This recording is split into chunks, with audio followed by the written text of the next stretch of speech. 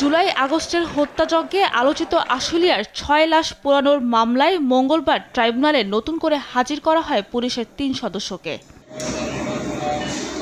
পরে শুনানি শেষে তাদের গ্রেফতার দেখিয়ে কারাগারে পাঠানোর নির্দেশ দেন ট্রাইব্যুনাল। এ মামলার মধ্য দিয়ে জুলাই আগস্টের গণহত্যার বিচার শুরু হবে বলে জানিয়েছেন প্রসিকিউশন। এছাড়া চট্টগ্রামের গণহত্যার মামলায় অস্ত্রধারী যুবলীগ ক্যাডারকে ৭ জুলাই আদালতে হাজির করার নির্দেশ দেন ট্রাইব্যুনাল। চট্টগ্রামে যে হেলমেট বাহিনী ছাত্র জনতার উপর গুলি করেছিল 18 এবং 16 তারিখে, যেখানে 7 জন শহীদ হয়েছিলেন, সেই মামলায়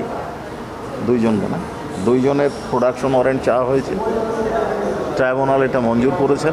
অপহরণের পর গুম করে ৪৭ দিন আয়নাঘরে আটক, নির্যাতনের নতুন এক মামলায় সাবেক র্যাব কর্মকর্তা সোহাইলকে 18 জুন হাজির করার নির্দেশ দিয়েছেন আন্তর্জাতিক অপরাধ ট্রাইব্যুনাল। গোলাম মুর্তুজা মাহিন নামে একজন ছাত্রনেতা র্যাব কর্তৃক অপহরণ করে 47 দিন আটক রাখার অভিযোগে রিয়ার অ্যাডমিরাল মোহাম্মদ সোহেল, তিনি র্যাবের কর্মকর্তা ছিলেন, তাকে আটক, নির্যাতন এবং মিথ্যা মামলায় দিয়ে মানবতা বিরোধী অপরাধ করার জন্য প্রোডাকশন ওয়ারেন্ট চাওয়া হয়েছে।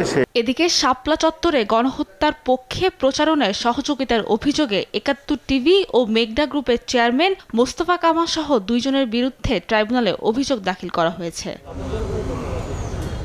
সাবরিনা মজুমদার, দেশ টিভি, ঢাকা।